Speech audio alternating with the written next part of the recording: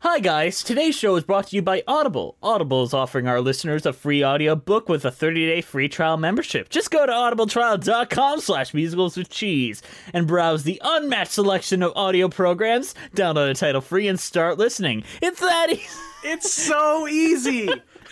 It's that easy. Go to audibletrial.com/musicalswithcheese. Also, a huge special thanks to our patrons at Patreon. Our current patrons are John Donna, Stephanie L., and Terry Needleman. They gave us a little extra financial support that helps us keep the lights on here at Musicals with Cheese. We appreciate it. It's not required. We're still going to put out episodes, but you get a few extra perks. Me and Andrew are going to do a commentary on the musical Cats pretty soon. That is going to be for patrons only. It's going to be exciting. I can't wait to find out what Cats is about.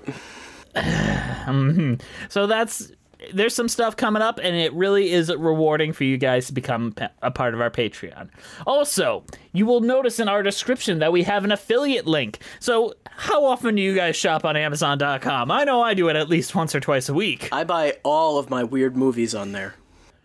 Yes, exactly. So why don't you shop there with our affiliate link down there in the description? Buy yourself something musical theater related. Send it to us on Twitter. It helps us out. It helps you out. Everyone wins. It's going to be great. All right, let's get on to the real show. Hello, I'm Jesse McAnally. And I'm Andrew DeWolf. And welcome to Musicals with Cheese, a podcast where I try to get Andrew to like musical theater more. Well, how are you doing today, Andrew? I'm doing pretty good. How are you doing, Jess? You know, I just lost my job as a carnival barker, and I don't know how to get another job. So you know how I'm taking out my anger? You know, you should just, rob somebody. That would be a good idea. But after beating my wife. Of course. That was like a given. It's not funny, but apparently it is, because this week we're talking about Rogers and Hammerstein's Carousel.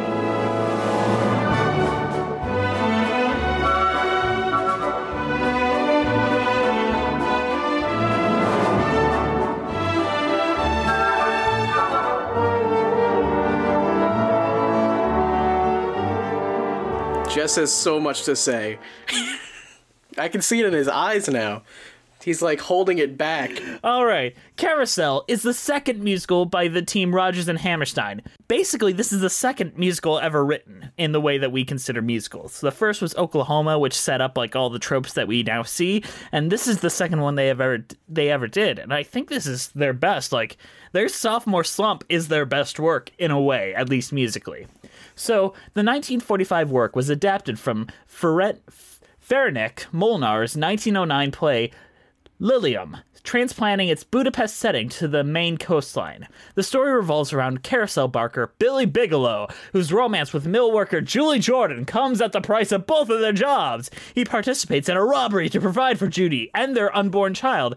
After it goes tragically wrong, he is given the chance to make things right. You know, that sounds very general, but it doesn't even bring up the, spousal abuse, the suicide, or the fact that God has to get his hand involved. That does describe the whole plot.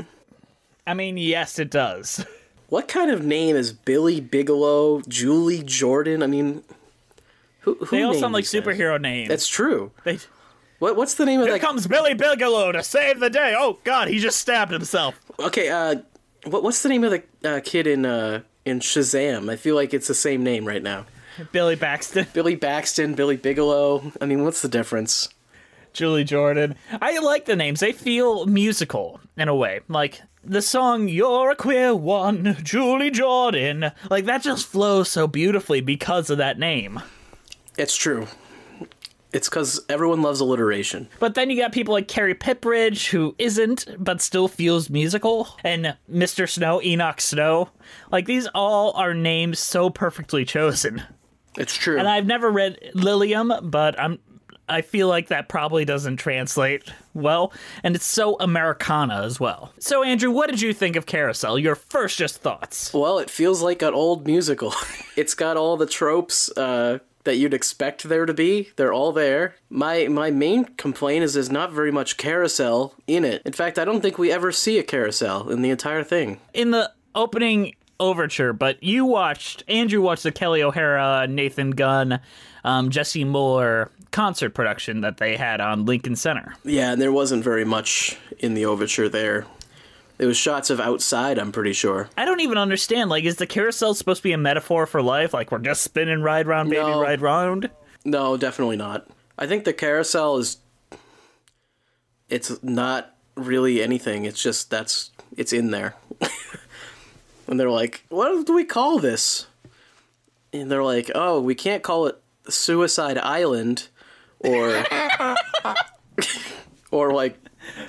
The man who beats his wife. The man who beats his wife and then committed a robbery and then died. So let's call it Carousel. That's fun. That's a fun name. Yeah, that'll trick people into coming in. They should have named it Sardine. I have a lot of issues with this show that I'm going to bring up later, but I want to talk about the things I like before I dive into this. Excellent. So, Oklahoma was the first musical that Rogers and Hammerstein ever wrote. It set the standard for what musical theater is. It gives the I Want song, the two couples, and all that. For classical musical theater, it set the standard. Except it has a lot of things where you understand, like, from the original musical comedies of the, 30s and 20s and all that, where they just have a dream ballet right before Act 1 ends, and it just feels totally out of place. The narrative is not fronted by it. Where in Carousel, they found a way to get that ballet in there in a way that feels natural to the story. Kind of. I think it feels... you haven't seen Oklahoma yet. It just is so strange. It's like a reenactment of Act 1 plus a little bit of, It doesn't fit. Where in this one, at least it has a purpose of story. And you learn a lot of story through it. Fair enough. Structurally and understanding musical theater structure and the creation of structure... Rogers and Hammerstein finally figured it out, and it is perfect here. Now, a lot of what it has to say as a play, I've got issues with. It doesn't have very much to say at all, I don't think. So, around, I want to say September of last year, right when we started this podcast up in earnest, I made a video about Carousel, just about how problematic it was. Yeah, I never watched that. And a lot of people are like, you don't understand, it's a sign of the times, and blah, blah, blah, blah. It doesn't support domestic abuse, and it's like defaming domestic abuse. And I don't know. I would tend to agree on some level with that. And you do have to consider this was written in, 1950? 1945. Yeah, I mean, to the moon, right? Come on. I mean, it doesn't romanticize it, but they definitely want you to see Billy as the dashing, strong, dangerous guy that everyone has a sexual inkling for. And then you've got Enoch Snow, who respects his wife, expects fidelity, and is independently wealthy based on his own things. And then by the end of the show, it's looking on him like he's some petty-ass rich boy and if I had half a mind, I wouldn't have been with you and all that type of stuff. In the end, it sides with Billy and not Enoch. I mean, I saw Billy as a Gaston type for most of the show. But this Gaston gets to go to heaven in the end. Gaston goes to heaven. No, he 100% is rotting in hell. Billy Bigelow's probably there too then. Except for we get to see that he's not. Yes, actively we get to see that he's not. So, Andrew, do you want to just walk us through the plot? We don't want to go step by step, but just the broad strokes of what happens. Okay. There's two women and they go to a carousel and one of the women falls in love with the guy at the carousel. And the other one reveals that she's already getting married to someone else.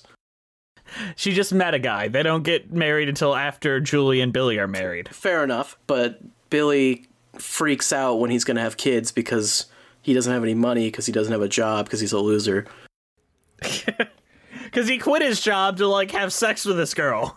Yeah, which, was a good idea. Good on him. But not really, though. You probably could have had a job and done that at the same time. He decides that the best solution to this is not to get a job, but just to steal from some guy. I think it was the mill owner that he was going to steal from. Yes. The mill owner that fired his wife, yes. Yeah. So he did that, but he didn't do that because it didn't work, and he just kills himself. Because he ain't going to prison. I ain't going to prison. He's not going to prison, so instead he'd just rather be dead. And notice you didn't bring up the domestic violence at all here. I mean, it doesn't have that much plot relevance It kind of does. He beats his wife because he's angry that he doesn't have a job. That's all we need to say. Yeah, so it doesn't really have very much plot relevance in that it doesn't actually affect It comes back the plot. later. It affects the plot when it's paid off later. It's paid off later in that Billy learned nothing and did it again.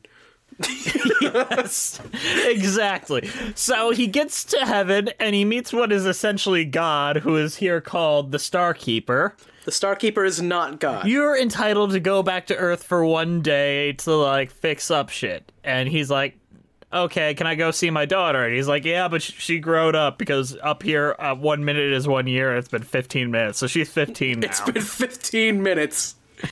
So he goes down and sees his daughter, and she's, like, pretty much gotten bullied and ridiculed her entire life because her father was a thief who killed himself publicly. Oops. I wonder who did that. Oh, yeah. Maybe if you had just gone to prison, you would have, like, not ruined her life as much. But either way, he meets her, and she's just like, strange man, why are you coming near me and, like, talking very close to my face and trying to give me gifts? I'm gonna wreck her. Did he answer? And then and basically she's like, I don't want your star. Get away from me, scary, creepy man. And he's like, no, just come here. And then he smacks her, literally learning nothing. Don't come any closer. You go away with your white face. You scare me. Don't chase me away. I just want to give you something pretty, something wonderful. See? What's that? It's a star. Go away. No, darling, please. I just want to make you Don't call happy. me darling. Please, Let take go this of stuff. my arm. Take Louise. Couldn't go 5 minutes with meeting his daughter without hitting her. Yeah, I feel like that would have been a good arc for him to have. Like, oh, maybe I don't do that. And then his wife barges out, and he chooses not to be seen by her. And then she says one of the most baffling lines in musical theater history. So baffling that in the most recent revival, they just flat out cut it. What line is that? It is basically, the daughter says, There was a strange man here, and he hit me hard. I heard the sound of it. But it didn't hurt, Mother. It didn't hurt at all. It was as if he kissed my hand. Go into the house, child. What's happened, Mother? Don't you believe me? Yes. Then why didn't you tell me why you're acting so funny? It's nothing, darling. Is it possible, Mother, for someone to hit you hard like that? Real loud and hard? And not hurt at all? It's possible for someone to hit you hard, and not hurt at all. It's like I was hit by an angel. like, it is so bafflingly tone deaf, especially because up to that point, we are basically trying to... we see it as an anti-hero trying to learn his lesson.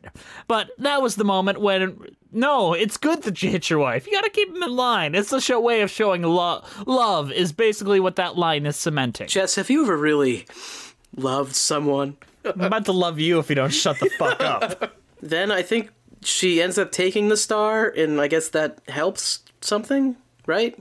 No, it does fucking nothing. It's pointless.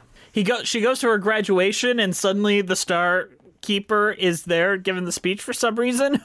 Yeah, and then they go back up to heaven, and Billy's happy. Yeah, because that's good enough. He, like, whispers in her ear, like, go be happy, listen to him, and don't let my sins affect the rest of your life. And she smiles and sings along with her class, and somehow that's an ending. Really, everything after he kills himself is not great. Garbage. Yeah. I like the ballet. The sad part is I really like the ballet. Something that a lot of people who have watched me over the last 10 years I've done YouTube and have listened to this podcast know. I am a big fan of plot-centric songs and storytelling and all of that. Very true. This is the one musical that is the exception, where I will listen to the overture and love it, because this is just a gorgeous overture, as well as that ballet, just because the music is so fucking fantastic in this.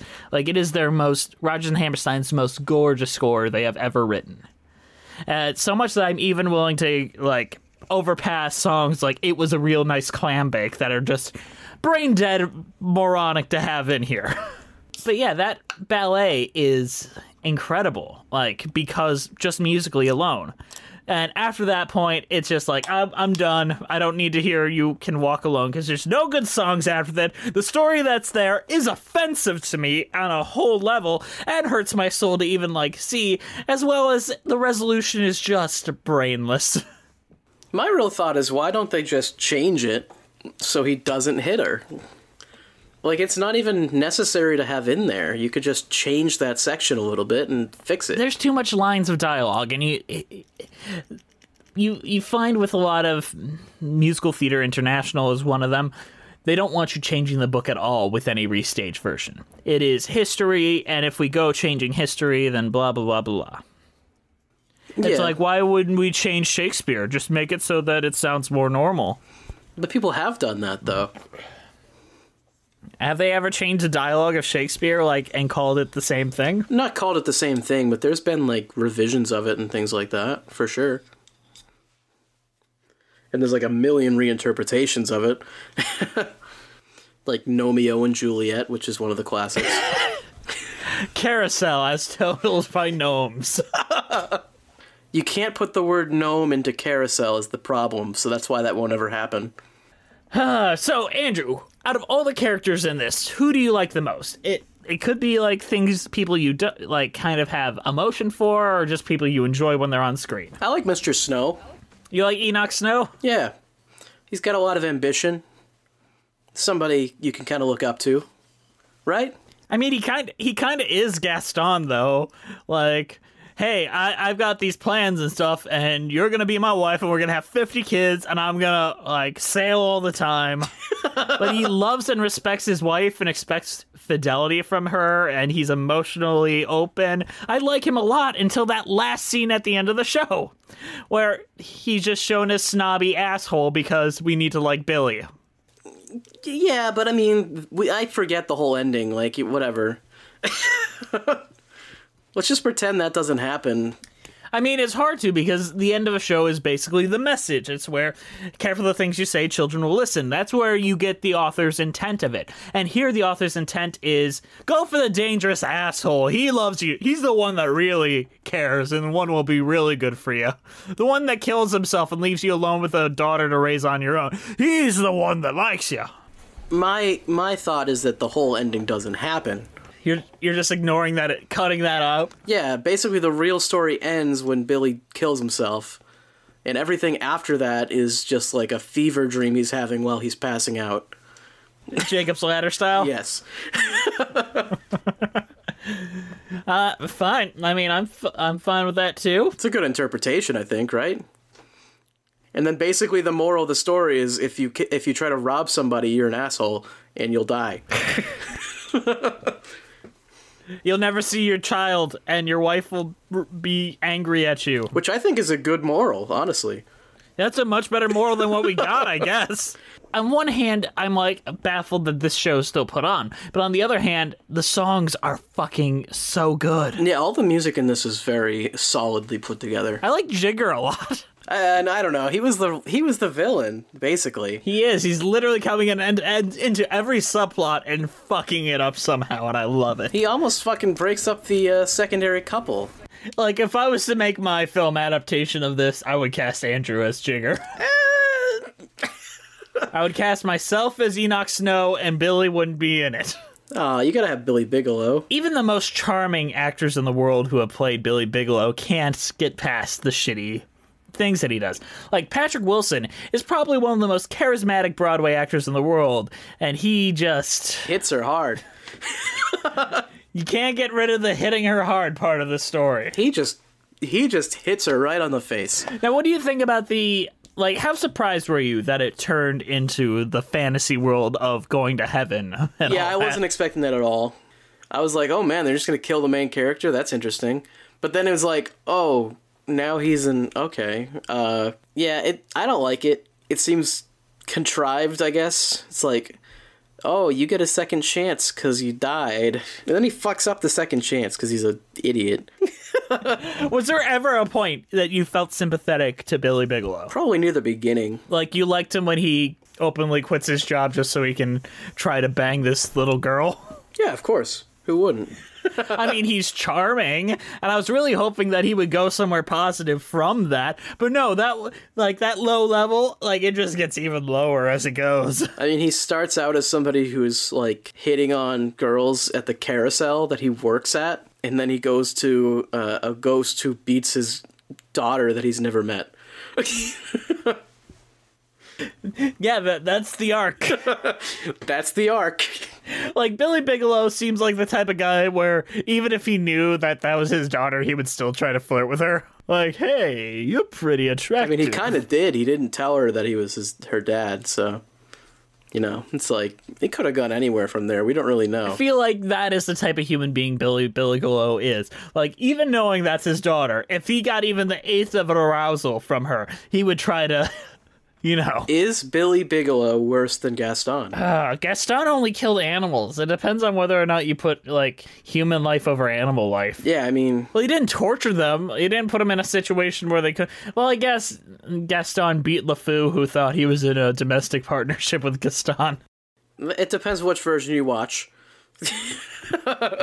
In the original, it's subtext. In the remake, it's text. LeFou... I mean, he's a cartoon sidekick, though. He deserves it.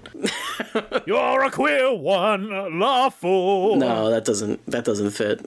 So, how did Julie and Bigelow have any money? Neither of them have a job? She had a job. She had a job? She had a job at the mill, but then they were also living with her Aunt Nettie.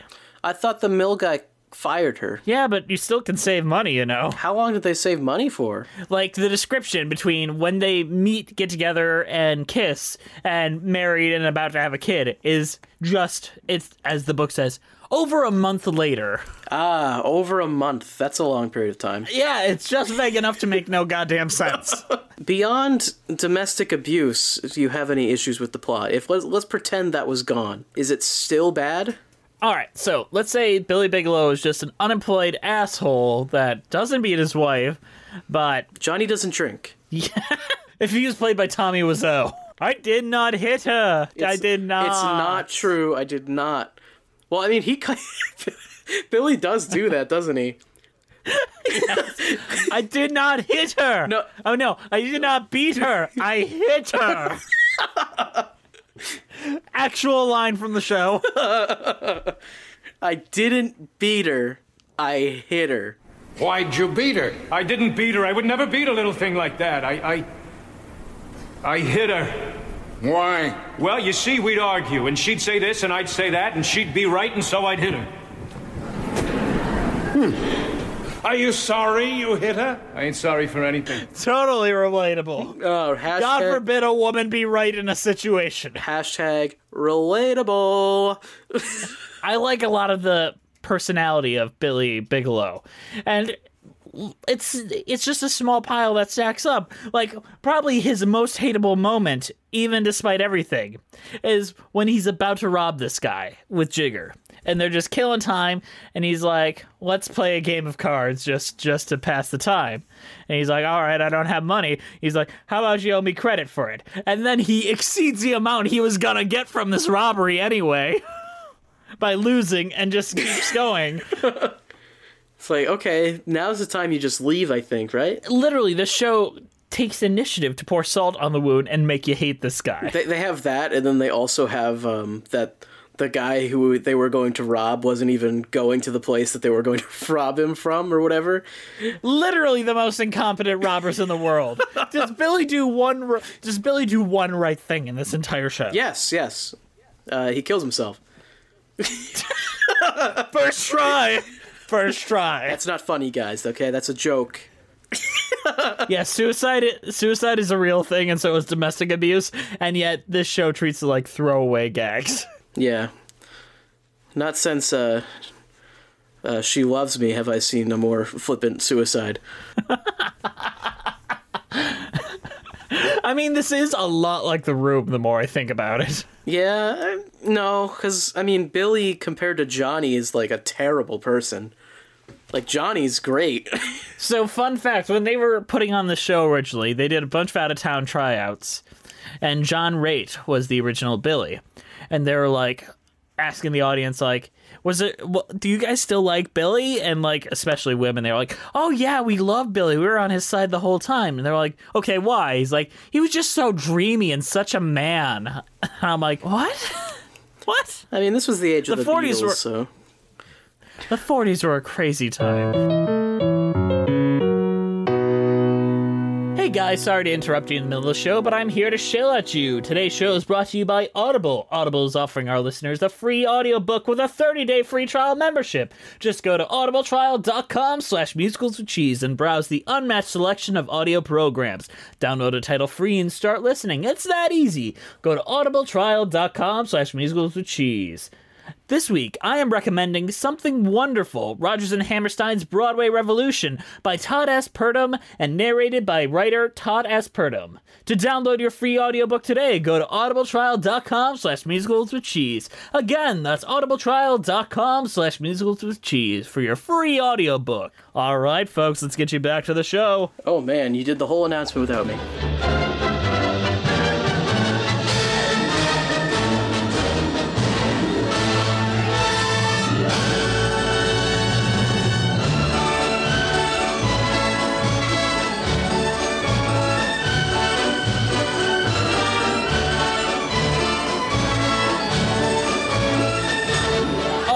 So, let's talk about the Carousel Waltz, which opens the entire show. Are you talking about the overture or the... The overture, yes, but they call it the Carousel Waltz. It really is such a soothing, like, experience where you get the feel of this world, where this carnival that we start in. Like, you just feel the power of this, like, world that we're in. It's right up there with Gypsy, but in a much more melodic way. Like, this is a very melodic piece, and, like, mostly it kind of focuses on its own themes. Like, I don't remember any, like, themes that get picked up later in it, aside from maybe If I Loved You. Yeah. No, I think you're right. I think you are right about that. Like, it's its own thing, and it is so gorgeous to listen to. And when you see it on stage, it shows, like, Billy Bigelow flirting with the girls and all that, and it starts with this dreamy world view that we have. And if you watch the version I watched, you get to see the outside of the theater. If I loved you, time and again I would try to say, all I'd want you to know. If I loved you. Probably one of the best, like, song scenes that both act as a scene and a musical number, If I Loved You. It's a conditional love song between Julie and Billy when they're just kind of meeting and they've both given up their entire lives to flirt with one another. Yeah, Andrew, what do you think of that song? It's a good song. I'm not sure I'm in love with the subject matter. Just because it's a little bit like, oh, I don't like you, I do like you, and it's just so on the nose about that. In musical theater, there is the thing called the conditional love song, where you don't want everyone falling in love at first sight without lampshading it. In Oklahoma, you have the song called People Will Say We're in Love, where it's like, don't do this, people might think we're in love, and I don't like you. And in this one, it's kind of the response where it's like, fine, if I loved you, the world would be great, but it's too bad we don't. When obviously you've got these two people that are obviously in love that just don't want to admit it to each other because either they're nervous and all that. And Julie is very much like, I am in my own mind about beauty and stuff. And Billy is like, what if God isn't real? We're so small. We're so insignificant in this universe. Yeah, Billy has a bit of a crisis in this song. You can't hear a sound, not the turn of a leaf, nor the fall of a wave in the sand. The tide's creeping up on the beach like a thief, afraid to be caught stealing the land. On a night like this, I start to wonder what life is all about. And I always say two heads are better than one to figure it out. Yeah, when I first listened to this song that is outside of, like, the covers and all that, like, the actual scene, I'm like, wow, you're having an existential crisis just because you met this girl. Yeah, but no, he doesn't ever find his way. Well, he finds out what happens on the other side, I guess. I suppose he does. It's the closest thing to foreshadowing about that act, too. I still didn't see it coming. But it is gorgeous. It is a beautiful song. And it visually paints a picture, like the leaves or the flower blossoms on the trees falling down all by themselves, and like the fact that there's no wind.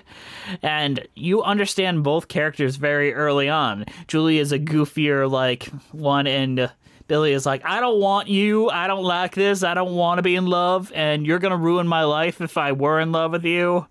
You understand both of them in this scene, and I'm honestly a little disappointed it comes so early, because I don't think any song reaches the heights of this song ever again. There's still some nice songs in the rest of it, though. Yeah, but none of them are quite as good as this. I mean, even the ballet, in the end, it's mostly based on this song. I think there's still quite a few songs I like, though. Oh yeah, there's tons of songs that I like, but this is the best. Whatever you say, my man. June is busting out all over the meadow and the hill. Butts are busting out of bushes and the romping river pushes every little wheel that wheels beside the mill. Do you want to talk about June is busting out all over? Because you and I have been singing that literally all week. I like this song. It's fun. Sing a little bit of it for us. June is busting out all over. I think I missed that last note. I think I missed it. June. June, June. It is a fun song. I feel like this song comes back more than any other song. And why do you think you like this one so much? It's just a catchy, fun one. I don't love it, but it's good. And what's the point of a song if you can't sing along, right? Says a man who loves the Muppets as much as he. Why don't you like this song? Oh, I don't dislike the song. I just don't.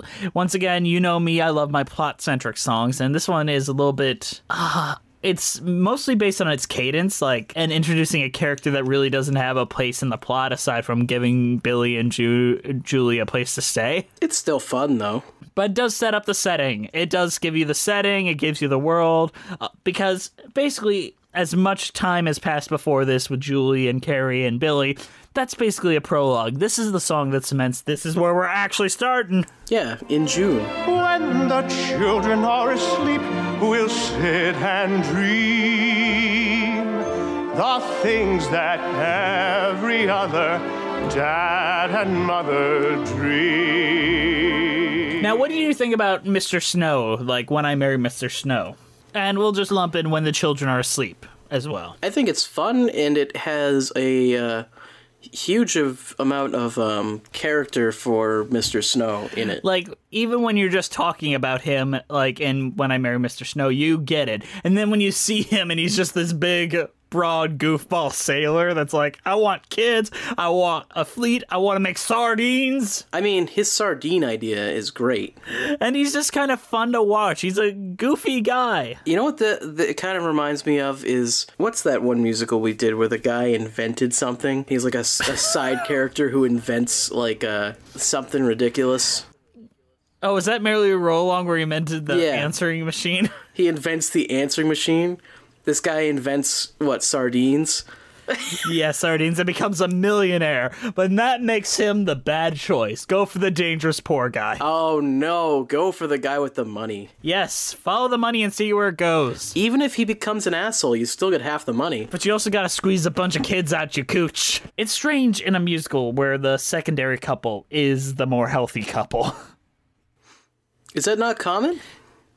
No, like in Oklahoma, we've got, what the fudge is her name? Adol Annie, who basically is like, I want to bang all the guys, and when my betrothed isn't here, I'm going to bang everyone. And then her husband comes back and he's like, you can't be doing that. She's like, oh, come on. He's like, you can't be doing that. And she's like, okay. And that's the resolution of that plot line. Yikes. Yeah, whereas not Julie, what the hell is her name? Lori and Curly, they kind of hate each other and grow to like each other very She Loves Me style. But they seem genuinely enthralled with one another when they get together. Yeah, no, there's only that one scene where it's like super awkward where it's Jigger and Julie, and it's like, and then he comes out and he's like, "Oh my God, were you touching somebody else? Oh my goodness, oh." You know what else is a really weird scene? When Carrie gives Julie permission to kiss Enoch, and then Billy comes out and he's like, and it's like really tense for no reason. I think they like wanted more conflict, and they're like, how do we have more conflict? Gotta make it seem like Billy's gonna fight this guy so that we don't let them expect that he's gonna kill himself and go to heaven. I mean, they got it right. Nobody expects it. She's gotta be sheltered and fed and dressed in the best that money can buy. I never knew how to get money, but I'll try. My God, I'll try. I'll go out and make it, or steal it, or take it, or die. Let's move on to Soliloquy, which is Billy's big number and ends Act 1. I love this song. I really love this song. I knew you would like it. Why? Fuck you. How do you know I like it? Because it's all just character motivation stuff. What's wrong with that? Yeah, the music kind of takes a backseat sometimes. I mean, the music is so important. It drives the mood of the entire song. Yeah, and it's well done, but I mean, you can't really sing along with it unless you've listened to it a million times, I'm sure, like you have. My boy Bill, I will see there that he's named after me. There he goes. I will. My boy Bill, he'll be tall as tough as a tree. Well, Bill. This one is in Jess's book, so. But it is such a good moment where he's left alone, and we finally get to see Billy when he isn't around other people, and he's open, he's playful. It is the most humanized Billy ever becomes in the entire show. And it's where he realizes that his daughter is going to have to deal with people like him. Basically. He basically talks about, hey, if I have a son, he's not going to deal with any, teasing bitch that's a virgin whose blood's like water. I think is his exact, who will give him a kiss, a peck, and call it a kiss. And then that was the moment he's like, oh God, I might have a daughter. And if I have a daughter, oh my God. You can have fun with a son, but you've got to be a father to a girl. Why is that line not father to a daughter? Would make more sense. I think it just feels if it's easier in the line, girl. It doesn't rhyme though, and it doesn't have a good flow. It would have been better if it was daughter. I would have made it daughter. Okay, Andrew's mansplaining Rogers and Hammerstein. Come on up, Richard Rogers and Oscar Hammerstein. We'll fight you. You can't mansplain to another man. But I think this song, it ends Act 1 for a reason, and it is the first time Billy actually has any actual goals that aren't, beating his wife and trying to bang little girls. Yeah, now his goal is to make sure that his daughter doesn't get beat by her husband. Only I can beat my daughter! It's a good song, but it's got a weird kind of turn when he's like, oh my goodness, daughter. I guess it just shows that he's such a bad character. He's such a bad guy. Plays gender politics and all that. But it sets up the reason why he's so dedicated to that, that robbery in Act 2. Yeah, I love that the resolution of that is, my daughter might get treated poorly, therefore I should participate in a robbery. It's more like she needs to be able to... He was thinking mostly monetarily, a son will make it through, but a girl, I want to buy her pretty dresses and make her look good. And I've never known how to get money, but by God, I'll try. I'll go out and take it or steal it or what is it? I'll go out and make it or steal it or take it, something like that, or die. And he sets up that he's going to die because he doesn't do any of that. Why not just get a job? There ain't no jobs, damn it, Julie. He's had a job before. That person offers him a job again. I ain't going back. Shut up, Julie. Oh, whatever. He's a bad person. This is maybe the worst main character we've ever talked about. I mean, we talk shit about Marvin, but this is Marvin times 50. Yeah, for real. For sure. Do you think Whizzer would have taken that shit? No. Whizzer would have been like, it's like being beat by an angel. I mean, hit by an angel. He didn't beat anybody. Let's be clear about this. Hit, not beat. Very, very specific differences.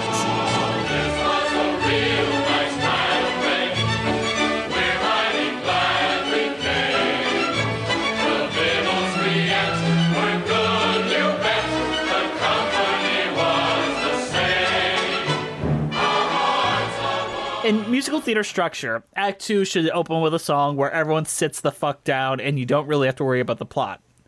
And this musical has the worst one, which is, it was a real nice clam bake. Literally just about like, yeah, that was a nice clam bake we had. Well, I ate a lot. I mean, it sets up that they're at the clam bake. Is that it? That's it. That's all I got. I like the fact that I can make eye contact with you and see you avoiding eye contact with me.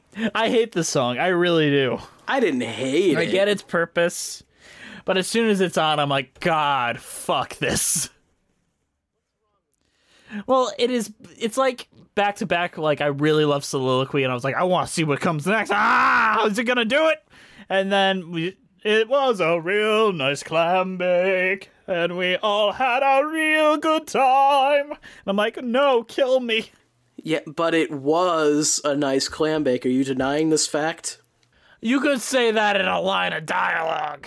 Okay, yeah, well, a line of dialogue is not going to allow the people that forgot to have 2 dumps to sit back down. Call back to our SpongeBob SquarePants episode, folks. Remember, 2 dumps.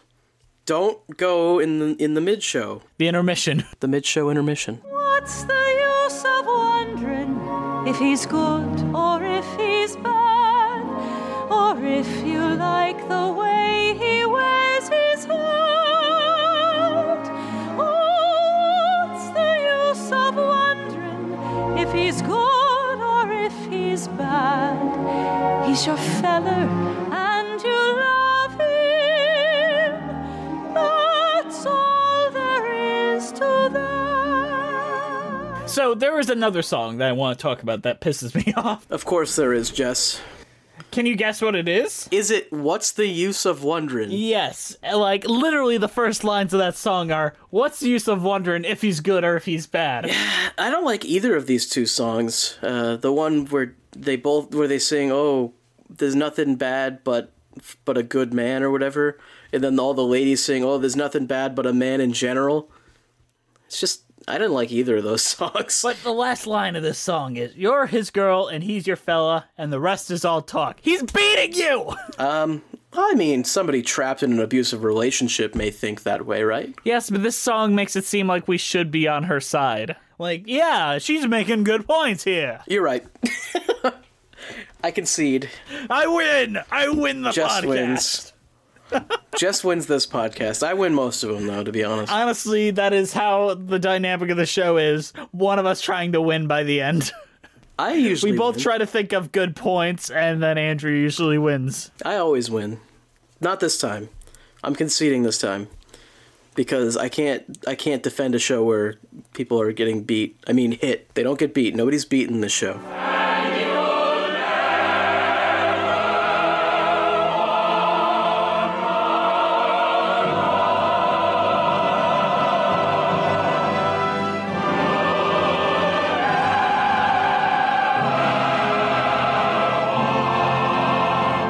Talk about, like, the pop song that came out of this. There's a pop song that came out of this? You Never Walk Alone is basically the big number. I would have thought June is Bustin' Out All Over would have been the big number. Why do you say that? Because Bustin' makes me feel good. I should have known. It's also, like, way catchier. But You'll Never Walk Alone is the one that everyone covered and everything else like that. Like, everyone's covered it. Like, now I gotta pull up. Gary and the Peacemakers covered it. The Celtic Woman, Josh Groban. Frank Sinatra, Roy Orbison. Barbara Streisand, Aretha Franklin. Michael Ball, Alfie Boe. Pavarotti, Renee Fleming. My God, you know it's good when Aretha Franklin covers it. The only thing that she's covered now is by Dirt. I guess she'll never walk alone. No, she won't walk again. She won't walk again. Oh, man, Jess, that was hilarious. how that started as an ironic appreciation and it became a genuine one. Fuck, in Detroit, was when they had her funeral in Detroit, and you couldn't get down the fucking street, and I had to get to class and shit. I'm like, oh, there's Aretha Franklin's fucking funeral. Jess hates Aretha Franklin. I don't mind Aretha Franklin. Aretha. She did a lot of good for the world, and she made great music, but goddamn, I had to get to class on time. What class did you miss because of her? I had to get a hard drive to my teacher, so... If she had one day to come back and fix that for you, would you accept her star?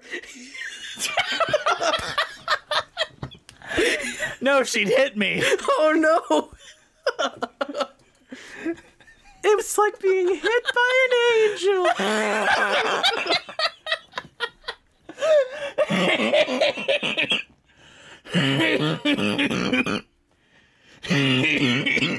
Jess is fucking dying. Jess is gonna have to come back and finish the podcast. That's my unfinished business. I gotta do it fast because like a minute is a year up there. Oh my god. Don't take more than 30 seconds, Jess. Even that's half a year. Just go up there and be like, I want to go back down. Longing to tell you, but afraid and shy. I let my golden chances pass me by. Now I've lost you. Soon I will So, Andrew, go in the mist. what is your overall thoughts on Carousel? 0 out of 10, not enough carousels. No, What? it was pretty good. If you can get past the fact that the main character is just terrible, you'll probably enjoy it because the music is very good throughout. There's some standout numbers, and most of them are pretty good in general. A few catchy songs. June is Busting Out All Over is catchy. Blow High, Blow Low was pretty fun. And then there's some good plot-centric songs Jess will tell you all about. But the ending doesn't make any fucking sense. And the main character's a dick who beats his wife. Sorry, I almost said Hits, hit. not beats. No, he beats her. So it's hard to get past that, but if you can get past that, it's fun. And I guess if you're really into musical theater, you should be able to appreciate its historic value probably as well. So there you go. That's my thoughts. Well, yeah, I'm with you. Basically, I think the music is top notch. Like, this is Roger Hammerstein's best score. It is not their best show because Sound of Music still exists, and we will get to that one day. I love it. I love the music, and I will turn this on while I'm at work and enjoy listening to it, but I cannot get over how terrible Billy Bigelow is and how this story and the narrative supports him in a way and shits on the gentleman that is supposed to be the representation of good in a relationship. Like, it bothers me a lot. And a lot of people say, like, no, this does not support domestic violence. And why is Billy Bigelow the main character and not Julie Jordan or Enoch Snow or even, like, Carrie? I know, product of its time and all that, and that is a fair point. But I'm talking, and for the rest of this show, let's just say, we're not talking about the grand consensus. Neither of us are critics. We're just talking about our own opinions. Andrew doesn't know much about musical theater, and I do, and these are all our initial thoughts. We are not professional critics, so we aren't going to analyze the fucking literary analysis of when it came out. That's not what we're here to do. Yes, it is an uncomfortable watch, and it does make it hard to enjoy the gorgeous, gorgeous score that Rogers and Hammerstein came up with. When I watched it, I saw the date that it came out, and I was like, oh, That's why all this stuff is in there. So it's like, okay. And you're able to contextualize it. But this is still being performed in 2018, 2019. Unchanged as well. So yes. So, and expecting us to put it right up there with Wicked and all that other stuff. Yeah. So it should be judged on those terms as well. I've got a question for you, just out of curiosity. In the more recent production of Oklahoma that just premiered at the Circle in the Square Theater on Broadway, like a little less than a few weeks ago. It is brand new. They changed all the songs to be contemporary. They didn't change any of the book, but they changed like a lot of the contemporary editions, made it sexualized a little bit, made it a little bit more horny. So, and everyone is like, why would you mess with Roger and Hammerstein's masterpiece like this? And I'm like, fuck you people. You've had over 70 years of that show. Let's do something different with it. Change is good. That's what theater is for. I guess when something gets to a certain age and it's considered a classic, it's just untouchable. Because we've talked about before things getting changed in more contemporary shows, and nobody has a problem with it, really. Not very many people, anyways. But like something like this, where it's an older show, I guess it's just people consider it, oh well, it's historic or it's a classic. You can't touch it. Andrew, are you ready for your cheese rating of Oklahoma, of Carousel? We haven't watched Oklahoma yet. Yeah, why don't you go first with this one? All right, my cheese rating is June Daisy Hoop cheese, because June is busting out all over. It's perfect for holiday mac and cheese, pimento cheese, or I'm just gonna give it like gravy. a pepper jack or something like that. Or something sharp, something spicy. Some that feels like a horseradish. good beat. Some horseradish cheese. Because there is a lot of spice to this show, but there's still a lot of cheese as well. So I'm okay with it. The cheese is good. The spice maybe burns your mouth a little too much. So it's hard to really get the cheese down, you know? Does that make sense? Makes dollars, not cents. Either way, thank you guys for listening to our retrospective on Carousel. Just a little reminder, today's show is brought to you by Audible. Audible is offering our listeners a free audiobook with a 30-day free trial membership. Just go to audibletrial.com/musicalwithcheese and browse the unmatched selection of audio programs. Download a title free and start listening. It's that easy. Just go to audibletrial.com/musicalswithcheese. Thank you guys for listening. Andrew, you know what we haven't done in a good long while? What's that? We haven't given any $25 gift cards for the great people that review us on iTunes. That's a really good point. We haven't done that in a long time. Yeah, so I want you to pick a number between 1 and 25. Actually, 36, I lied. 36. 1 and 36. Yes, we have 36 reviews, and I'm trying to cut out like the people who have already won. I'm going to pick 3 numbers, and I want you to pick a number from 1 to 3. Okay, this is super randomization. Okay, I am going to pick 2. I'm picking number 36 then. Number 36. All right, that is Sango Demon Slayer 01. So if you are on iTunes under the name Sango Demon Slayer 01, email us at musicaltheaterlives@gmail.com and we will set you up with a $25 gift card. And that is a kick-ass fucking name, Mr. Demon Slayer. Yes, Sango Demon Slayer.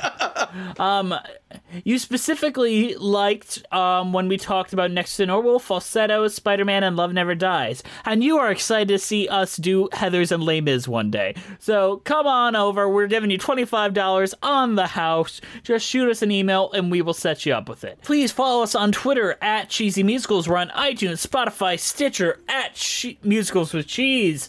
Our Instagram is Musicals with Cheese. Give us a follow. Please send us some money on Patreon if you think that we're really worth it. We're going to be doing commentary on Cats that's only available to Patreons. Cats is going to be fantastic. I've heard that it's about cats. That's the only thing I've heard about it. Nothing else. It is about cats, I hear. Neither of us has seen Cats before. Our YouTube page is Musical Theater. Yeah, I've never seen Cats. You've never seen Cats? Oh my goodness. That is going to be a masterpiece, us watching Cats then. You need to get that. Yes. Only available to our patrons. So get to donating, folks. Our YouTube page is Musical Theater Lives. Email us at musicaltheaterlives@gmail.com. Our incredible title card was created by Jolene Casco. Her Instagram is at Jolene Casco. Andrew, is there anything else you want to say before we wrap up? If you're buying anything on Amazon, you can use our link in the description, correct? Yes, we have an Amazon affiliate link. If you're buying things on Amazon, especially you $25 gift card winner, come on! Yep, use our link. And outside of that, I want everyone to have a fantastic day at work, because I know you are listening to this on your commute. Don't lie to us. That's where you're listening to this right now. Unless you're Brent, then you're listening to us in the shower. In the it still applies. All right. And the last thing I want to say is, it's not true. I did not hit her. I beat her. Thank you very much. And that's it from Musicals with Cheese. Bum ba da da ba dum ba. Bum. That's a wrong note. You're fine though. I don't know if you know this, but I can't sing. Ah, fair enough.